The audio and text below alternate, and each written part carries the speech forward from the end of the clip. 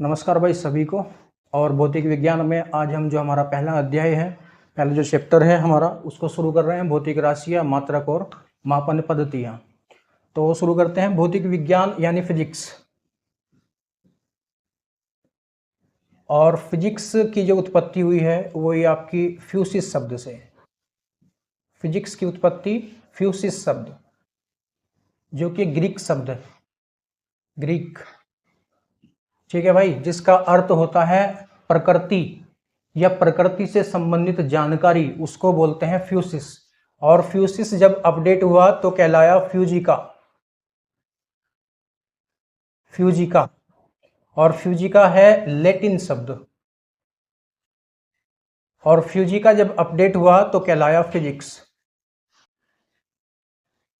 ठीक है भाई। और फिजिक्स हम सभी जानते हैं कैसा शब्द है, एक अंग्रेजी शब्द। तो मूल रूप से फिजिक्स की जो उत्पत्ति मानी जाती है वो फ्यूसिस शब्द के द्वारा मानी जाती है। उसके बाद में अपडेट होकर फ्यूजिका आया और तब बना फिजिक्स शब्द। ठीक है। भौतिक विज्ञान की परिभाषा हम सभी जानते हैं कि विज्ञान की वो शाखा जिसके अंतर्गत हम द्रव्य यानी पदार्थों के जो भौतिक गुणधर्म होते हैं उनके बारे में और ऊर्जा से संबंधित बारे में हम भौतिक विज्ञान के अंतर्गत पढ़ते हैं। ठीक है भाई। अब आते हैं हम अपने मेन टॉपिक पर, मेन चैप्टर पर। तो शुरुआत करते हैं हम मापन से। मापन। देखिए, जितनी भी भौतिक राशियां हैं, मापन का कार्य क्या है, जितनी भी भौतिक राशियां हैं उनके संख्यात्मक मान को दर्शाने का कार्य करता है मापन। जैसे मैं आपको बोलूं 20 किलोग्राम, ठीक है, तो ये जो 20 हो गया, ये किसी भौतिक राशि का क्या हो गया, संख्यात्मक मान हो गया, संख्यात्मक मान। ठीक है। और ये जो किलोग्राम हो गया, ये आपका हो गया मात्रक। तो किसी भौतिक राशि के संख्यात्मक मान को दर्शाने का काम कौन करेगा, मात्रक। यानी जो मापन पद्धति होगी वो कार्य करेगी किसी भौतिक राशि के संख्यात्मक मान को दर्शाने के लिए, और वो एग्जैक्ट ही होती है। यानी उसमें ऐसा नहीं है कि अगर किसी भौतिक राशि का मात्रक मीटर है या किलोग्राम है तो हम उसे चेंज करके कुछ और लगा दें। मान लो मैं दुकान पे चीनी लेने के लिए गया, ठीक है, और मैंने दुकान पर चीनी की जगह मुझे बोलना चाहिए था कि 1 किलोग्राम चीनी, लेकिन मैंने बोल दी 1 मीटर चीनी। अब वो जो मीटर है वो द्रव्यमान का मात्रक नहीं है, इसलिए दुकानदार वो चीज़ जान नहीं पाएगा कि मैं लेना क्या चाह रहा हूँ। ठीक है। क्योंकि अगर मैं मीटर में बात करता हूँ तो मैं कुछ ऐसी चीज़ लेने के लिए गया हूँ जो लंबाई में आती है, जैसे आपकी डोरी वगैरह हो जाती है वो चीज़। ठीक है, तार वगैरह जो होते हैं वो। लेकिन अगर मैं कोई द्रव्यमान की चीज़ लेने गया हूँ, मैं चीनी लेने गया हूँ, तो जाहिर सी बात है वो द्रव्यमान के अंतर्गत उसका संख्यात्मक मान आता है।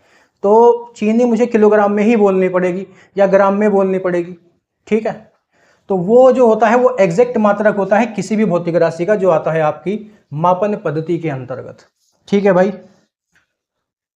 और यदि मैं बात करूं आपकी मापन पद्धति की, मापन पद्धति, तो ये कुल मिलाकर 4 प्रकार की होती है। मापन पद्धति कुल मिलाकर 4 प्रकार की होती है भाई। पहली कौन सी, पहली होती है आपकी MKS। ठीक है। दूसरी FPS। तीसरी CGS। और चौथी SI। ठीक है भाई। 4 प्रकार की आपकी मापन पद्धतियां हैं। और MKS पद्धति में क्या क्या आता है, तो MKS पद्धति के अंतर्गत जो लंबाई होती है, लंबाई, लंबाई उसका मात्रक होता है मीटर। लंबाई का मात्रक मीटर। द्रव्यमान, इसका मात्रक होता है किलोग्राम। और समय, इसका मात्रक होता है सेकंड। ठीक है भाई। MKS पद्धति जो होती है उसमें लंबाई मापी जाती है मीटर में, द्रव्यमान मापा जाता है किलोग्राम में, और समय मापा जाता है सेकंड में, MKS पद्धति के अंतर्गत। ठीक है, जो हमारे इंडिया में प्रचलित है, यही पद्धति है MKS पद्धति। दूसरा FPS पद्धति, इसमें लंबाई जो होती है वो मापी जाती है आपकी फीट में। ठीक है भाई। और द्रव्यमान आपका मापा जाता है पाउंड में, पाउंड। और समय आपका मापा जाता है सेकंड में। ठीक है भाई। लंबाई फुट में, द्रव्यमान पाउंड में, और समय आपका मापा जाता है सेकंड में। कौन सी पद्धति? एफपीएस पद्धति, जो कि ब्रिटेन में प्रचलित है। ठीक है भाई। सीजीएस पद्धति की यदि मैं बात करूं तो लंबाई आपकी मापी जाती है सेंटीमीटर में, द्रव्यमान आपका मापा जाता है ग्राम में, और समय आपका मापा जाता है सेकंड में। ठीक है। जर्मनी वगैरह में जो पद्धतियां चलती हैं वो यही पद्धति चलती है, सीजीएस पद्धति। एमकेएस मैंने बताया कि अपने भारत में चलती है। ठीक है। एफपीएस ब्रिटेन वगैरह में चलती है। अब एसआई जो पद्धति है आपकी, इसको बोला जाता है सिस्टम इंटरनेशनल, सिस्टम इंटरनेशनल। ठीक है भाई। ये जो पद्धति है एसआई पद्धति, वो बिल्कुल एमकेएस के बराबर है। एसआई पद्धति में भी लंबाई मीटर में मापी जाएगी, द्रव्यमान किलोग्राम में मापा जाएगा, समय आपका सेकंड में ही मापा जाएगा, और एमकेएस में भी सेम ही है। अब ये एसआई पद्धति बनाने की जरूरत क्या पड़ी? मेन बात तो ये है कि एसआई पद्धति बनाने की जरूरत पड़ी क्या, जब एमकेएस पद्धति पहले से ही ऑलरेडी है। ठीक है।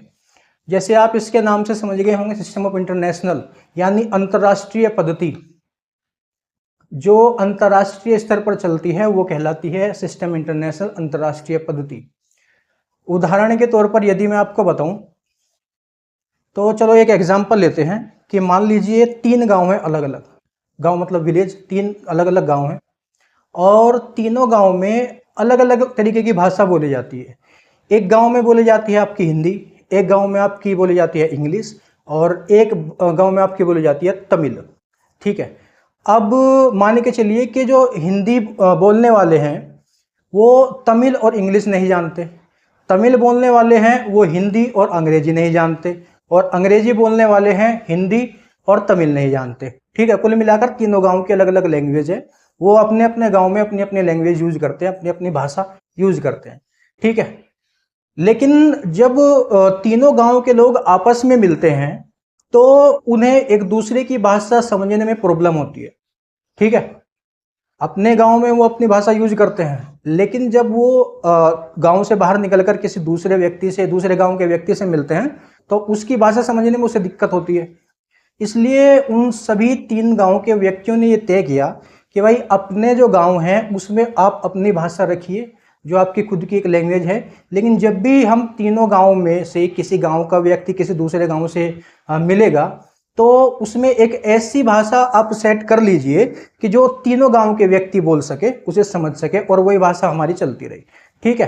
तो तीनों गांव के व्यक्ति इकट्ठा हुए तो उसके बाद में एक उन्होंने भाषा डिसाइड कर ली कि हम अपने गांव में जो हमारी लैंग्वेज है वो बोलेंगे, लेकिन जब हम तीनों इकट्ठा हुआ करेंगे तीनों गांव के व्यक्ति, तब हम हिंदी बोला करेंगे। बात आपकी समझ में आ चुकी होगी। अपने गांव में जो बोलना है बोलो, लेकिन जब तीनों गांव इकट्ठे होकर मिलेंगे तब एक लैंग्वेज डिसाइड होगी, इसी में बात करनी है, ताकि दूसरे में समस्या ना हो। वही जो कंडीशन है इसमें लागू कीजिए। ठीक है। कुछ देश ऐसे हैं जिसमें चलती है एमकेएस पद्धति, खासकर हमारा देश। ठीक है। कुछ देश ऐसे हैं जिसमें चलती है एफपीएस पद्धति, कुछ देश ऐसे हैं जिसमें चलती है सीजीएस पद्धति। अलग अलग पद्धति हो गई अलग अलग देशों के अंदर, लेकिन जब अंतरराष्ट्रीय स्तर पर व्यापार होगा एक देश का दूसरे देश के साथ में, तब वो जो पद्धति सेट की गई वो की गई अंतरराष्ट्रीय पद्धति, जिसको बोलते हैं एसआई पद्धति। बात समझ गए? अपने देश में जो पद्धति यूज करनी है कीजिए, लेकिन अगर हम किसी दूसरे देश के साथ में व्यापार करना चाह रहे हैं तो उसके लिए जो अंतर्राष्ट्रीय नियम है उसके अनुसार ही हमें व्यापार करना पड़ेगा, जिसको हम बोलते हैं सिस्टम इंटरनेशनल या अंतर्राष्ट्रीय पद्धति। ठीक है भाई। जो एसआई पद्धति है वो सेम टू सेम एमकेएस पद्धति ही है, जो हमारे देश में लागू है, जो हमारे देश में प्रचलित है। ठीक है भाई, समझ गए होंगे आप इतनी बात। तो मापन पद्धति जो है वो कुल मिलाकर 4 प्रकार की है, एमकेएस, एफपीएस, सीजीएस और एसआई।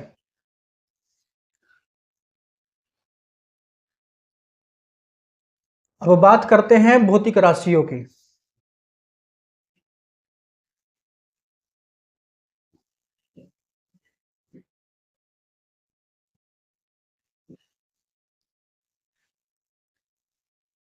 भौतिक राशियां।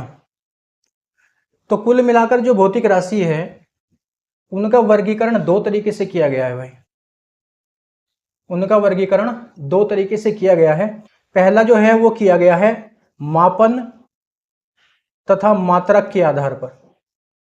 मापन तथा मात्रक के आधार पर,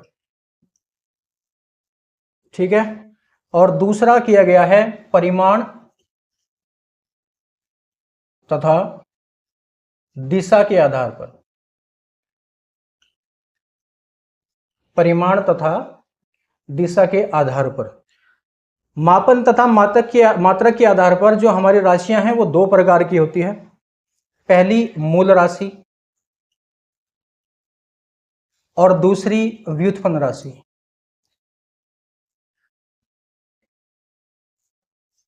मूल राशि और व्युत्पन्न राशि दो प्रकार की। परिमाण तथा दिशा के आधार पर भी हमारी जो राशि है वो दो प्रकार की होती है। एक होती है अदिश राशि और एक होती है सदिश राशि। अदिश राशि और सदिश राशि, ठीक है भाई।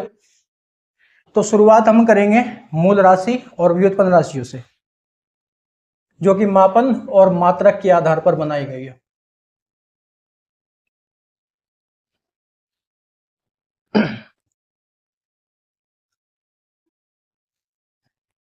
सबसे पहले मूल राशि।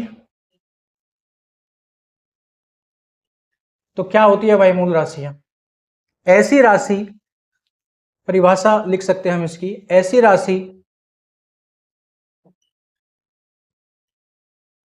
जो पूर्ण रूप से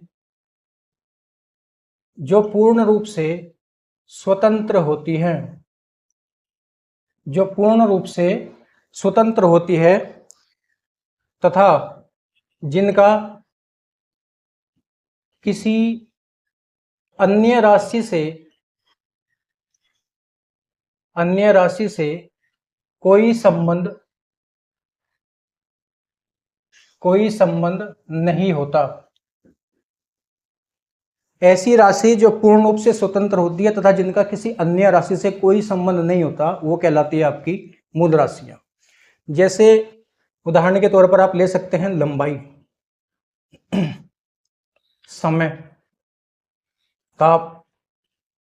इस तरीके से मूल राशि जो होती है उनकी कुल संख्या होती है 7।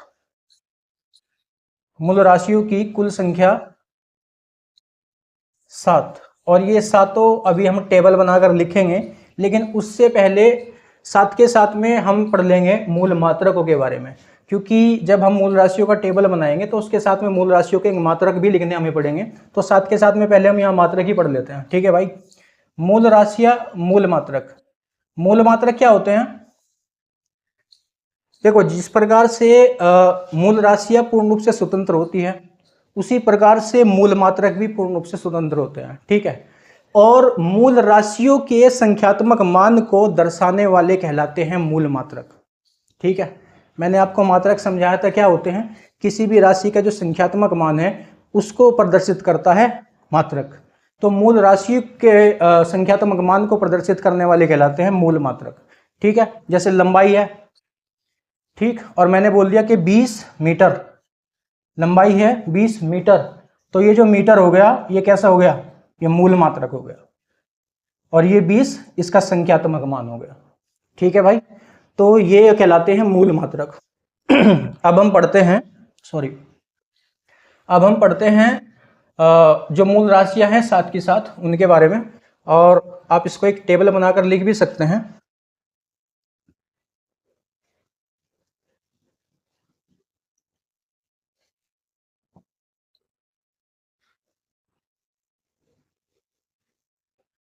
पहली है लंबाई। और जब मैं लंबाई की बात करता हूं तो उसके अंदर चौड़ाई भी आती है और उसकी के अंदर ऊंचाई भी आती है। क्योंकि आप किसी भी वस्तु की जब लंबाई मापते हैं तब भी आप उसका डिस्टेंस ही माप रहे हैं, ठीक है। चौड़ाई मापते हैं तब भी आप उसका डिस्टेंस माप रहे हैं, ऊंचाई मापते हैं तब भी उसका आप डिस्टेंस ही माप रहे हैं। तो कुल मिलाकर लंबाई हो, चौड़ाई हो, ऊंचाई हो, तीनों एक ही बात है, ठीक है भाई। तो लंबाई का मात्रक मीटर, ठीक है। ये क्या है? मूल राशियां। और ये क्या है? मूल मात्रक। दूसरा समय, और समय का मात्रक सेकंड। यहां पे मूल मात्रक की बात हो रही है। द्रव्यमान, द्रव्यमान का मूल मात्रक किलोग्राम। ठीक है भाई। उसके बाद में आता है ताप, ताप का मूल मात्रक केल्विन। और आप लिख सकते हैं विद्युत धारा, विद्युत धारा जिसका मूल मात्रक होता है आपका एम्पियर। पदार्थ की मात्रा, मूल मात्रक बोला जाता है आपका मोल। और ज्योति तीव्रता, ज्योति तीव्रता जिसका मूल मात्रक बोला जाता है कैंडेला। ठीक है भाई, जिसका मूल मात्रक बोला जाता है कैंडेला। इनके अलावा दो राशियां और होती है जिनको हम बोलते हैं पूरक राशि। पूरक राशि, मूल राशि केवल 7 होगी, लेकिन इनके अलावा दो राशियां और होती है जिनको हम बोलते हैं पूरक राशियां। तो पूरक राशियां पहली होती है समतल कोण, और दूसरी होती है घन कोण। समतल कोण और घन कोण। समतल कोण का मात्रक होता है रेडियन, और घन कोण का मात्रक होता है स्टेरेडियन। ठीक है भाई, ये चीज याद रखनी है हमें कि पूरक राशियां दो होती है, इनके अलावा मूल राशियों की संख्या होती है 7। सातों की सातों में आपकी लिख चुका हूं, इनके सामने इनके मात्रक हैं। एग्जाम में काफी बार पूछी जाती है साइंस से रिलेटेड, तो ये आप याद कर लेना इन चीजों को। ठीक है भाई, तो मूल राशियां हमारी यहाँ पे समाप्त होती है। इसके बाद में बात करते हैं हम व्युत्पन्न राशियों की।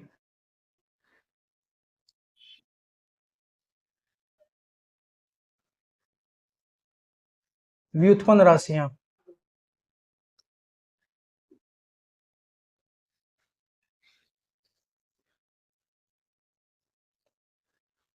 मैंने बोला था आपको कि मूल राशि वे राशि होती हैं जो पूर्ण रूप से स्वतंत्र होती हैं। ठीक है, मूल राशि वे राशि जो पूर्ण रूप से स्वतंत्र होती हैं, और मूल मात्रक वे मात्रक जो मूल राशियों के संख्यात्मक मान को प्रदर्शित करते हैं। व्युत्पन्न राशियां ऐसी राशियां जो मूल राशियों की सहायता से बनती है। ठीक है, मूल राशि क्या है, पूर्ण रूप से स्वतंत्र है, लेकिन व्युत्पन्न राशि मूल राशियों की सहायता से बनेगी। ठीक है भाई, पहले परिभाषा लिख लेते हैं। वे राशि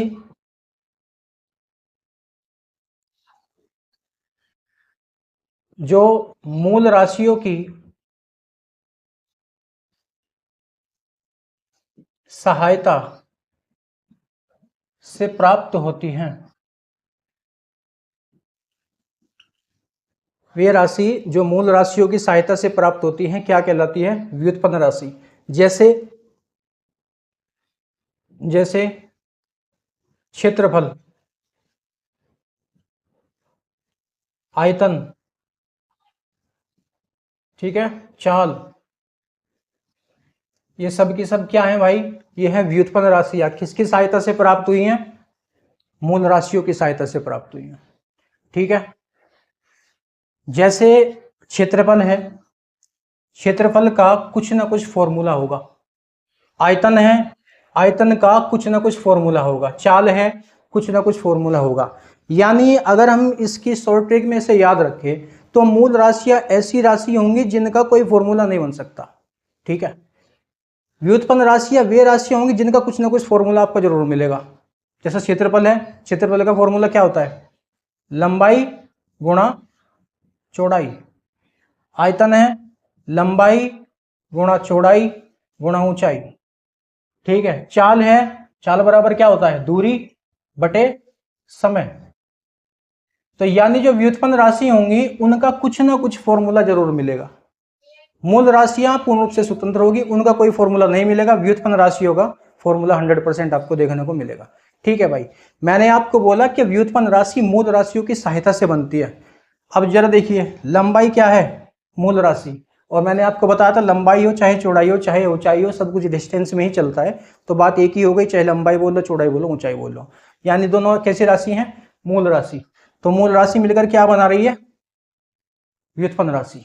यहां भी देख लीजिए, दूरी, लंबाई हो चौड़ाई हो चाहे ऊंचाई हो, कैसी हो गई, मूल राशि। समय कैसी राशि है, मूल राशि, अभी टेबल में बताया था मैंने। दूरी हो चाहे समय हो, कैसी राशि है, मूल राशि। और बना कैसी रही है, व्युत्पन्न राशि। ठीक है, तो ऐसी राशियां जो मूल राशियों की सहायता से प्राप्त होगी वो कहलाएंगी आपकी व्युत्पन्न राशियां। ठीक है भाई, जिस प्रकार से व्युत्पन्न राशि है उसी प्रकार से व्युत्पन्न मात्रक होते हैं, व्युत्पन्न मात्रक। और मैंने आपको बताया कि व्युत्पन्न राशियां मिलकर बनती है मूल राशियों से, तो व्युत्पन्न मात्रक किससे मिलकर बनेंगे, मूल मात्रकों की सहायता से।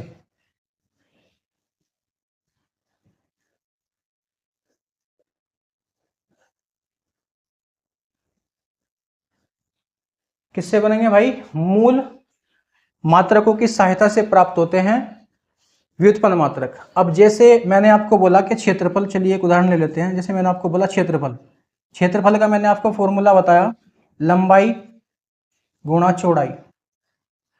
ठीक है, अब लंबाई कैसी राशि है, मूल राशि। चौड़ाई कैसी राशि है, मूल राशि। यानी दोनों मूल राशियां मिलकर क्या बन रही है, व्युत्पन्न राशि। जब मूल राशि होंगे तो इनके मूल मात्रक भी होंगे, है ना। लंबाई का मूल मात्रक क्या होता है, मीटर, अभी बताया था मैंने आपको। चौड़ाई भी किस में मापी जाएगी, मीटर में। यहां किस चीज का चिन्ह है, मल्टीप्लाई का। मीटर गुणा मीटर क्या बना, मीटर स्क्वायर। क्या बना भाई, मीटर स्क्वायर। तो क्षेत्रफल का मात्रक क्या बन गया, मीटर स्क्वायर। क्षेत्रफल का मात्रक क्या बना, मीटर स्क्वायर। क्षेत्रफल कैसी राशि है, व्युत्पन्न राशि। और ये जो मीटर स्क्वायर है ये किसकी सहायता से बना है, मूल मात्रकों की सहायता से। ये है ना दोनों मूल मात्रक, मूल मात्रक ये तो है दोनों, तो इनकी गुणा करने पर ही तो मीटर स्क्वायर बना। तो ऐसे मात्रक जो मूल मात्रकों की सहायता से बनते हैं वो कहलाते हैं व्युत्पन्न मात्रक। ठीक है, जैसे चाल बराबर दूरी बटे समय, चाल बराबर दूरी बटे समय। अब दूरी मीटर में मापी जाती है, मूल मात्रक मीटर। समय सेकंड में मापा जाता है, समय सेकंड में मापा जाता है। तो चाल का मात्रक क्या बना, मीटर प्रति सेकंड, मीटर प्रति सेकंड। तो ये कैसा मात्रक हुआ, ये हुआ आपका व्युत्पन्न मात्रक।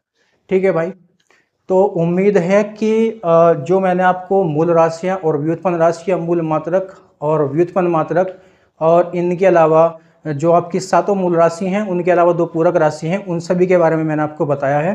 तो ये चीज़ आप रट्टा लगाने के बजाय इन चीज़ को समझकर याद करेंगे तो ये ज़्यादा आपके लंबे समय तक आपके दिमाग में रहेगी ये चीज़, और उससे हमारे जो कॉन्सेप्ट हैं वो भी क्लियर हो जाते हैं। ठीक है भाई, तो आज यहीं तक रखते हैं, और इसका एक जो वीडियो है वो और बनेगा, तो उसमें हमारा जो चैप्टर है वो पूरा का पूरा कंप्लीट हो जाएगा। ठीक है भाई, तो मिलते हैं अगली वीडियो में, तब तक के लिए नमस्कार।